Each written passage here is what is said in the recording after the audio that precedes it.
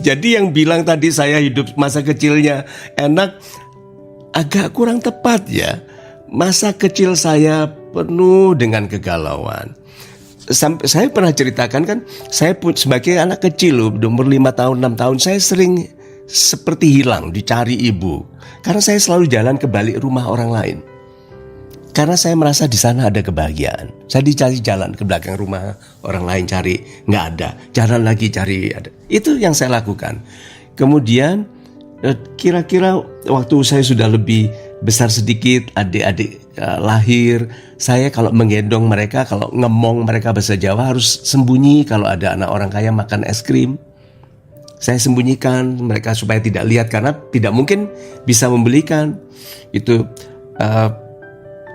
ketemu buah kersen satu jatuh yang matang itu, bukan main disyukurinya, dipegang-pegang menunggu waktu buka puasa.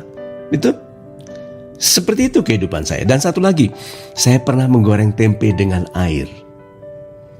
Terus ada orang bilang, itu direbus. Enggak, ini di penggorengan. Kalau di mangkuk direbus, ini penggorengan kan namanya menggoreng dengan air. Kenapa? Ibu di rumah sakit sedang melahirkan, ayah sedang ke pasar jual sepatu. Sepatu tentara untuk terjun payung itu dijual untuk makan hari itu. Kami tidak punya uang. Jadi saya ingat ibu kalau goreng tempe kan air sama bawang putih sama garam, begitu ya Ibu Rosnali ya? Gitu, diulek begitu, saya celupkan, saya goreng, kering, celup lagi, tambah lama, tambah hitam, asinnya bukan main.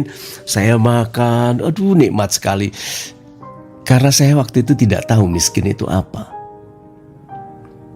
Orang miskin tidak tahu miskin itu apa. Hanya orang kaya yang takut miskin. Nah, dari situ saya belajar bahwa kalau bukan kita yang mengangkat kelas kehidupan kita sendiri, siapa? Itu sebabnya tumbuh juga perasaan benci kepada orang kaya. Itu wajar ya. Jadi kalau kita melihat ada orang benci orang kaya, wajar. Karena saya mengalaminya sendiri. Merasakan seperti kehidupan ini tidak adil. Kok ada orang hidupnya lebih mudah sedangkan kita tidak.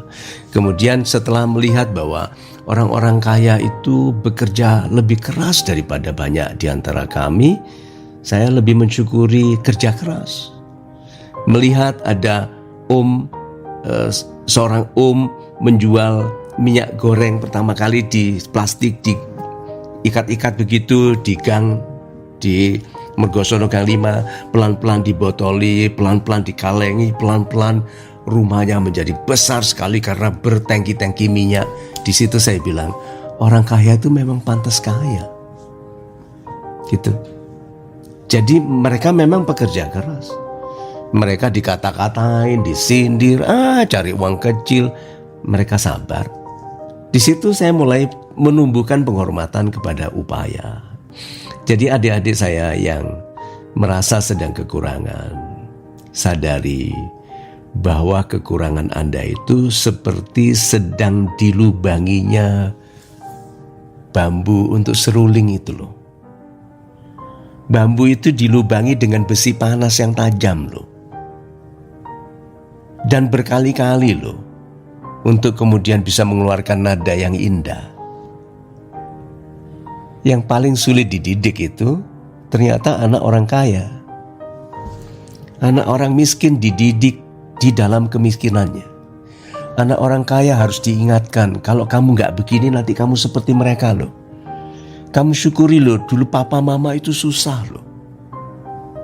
Jadi kita yang sedang dikurangkan oleh Tuhan itu sedang disiapkan untuk menjadi orang besar di masa depan. Seperti Anda yang sekarang hatinya sedang disakiti. Itu hatinya sedang disiapkan sebagai penampung kebahagiaan. Karena hanya hati yang pernah sakit yang bisa menasihatkan kesabaran. Yang bisa menabahi kesabaran dan yang kemudian bisa memimpin kehidupan di dalam keindahan dari keikhlasan dan ketulusan. Itu.